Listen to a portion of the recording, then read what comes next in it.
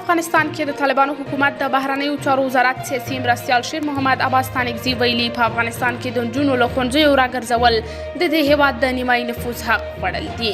نوموړي په غیر مستقیمه توګه د نجونو د ثانوي زده کړو په اړه د طالبانو پر اوسني تګلاره نیوکه کړې او وایي افغان نجونې له ښوونځیو راګرځول د حل لاره نه ده.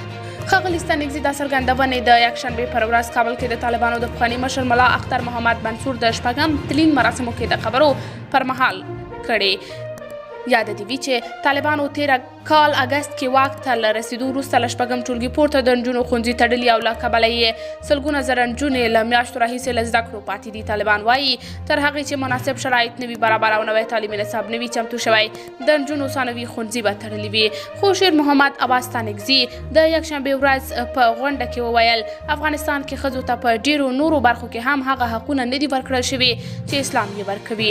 نوموړی وویل افغانستان کې له پخوا راهیسې په کلیو کې د ښځو شرعي حقوق چا نه دي ورکړي. تر اوسه پورې کونډه یا پیغله خپل اختیار نه لري چې میړه وکړي. ښځه که د میراث حق وغواړي ټوله دنیا د شریعت خلاف ورپورې خاندي.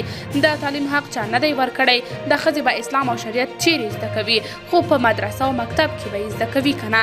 دا د حکومت وظیفه ده چې د فساد مخنیوی وکړي. ښځو ته باید هغه حقوق ورکړل شي چې خدای رسول او زموږ افغاني دود و کلتور ورکړي دي.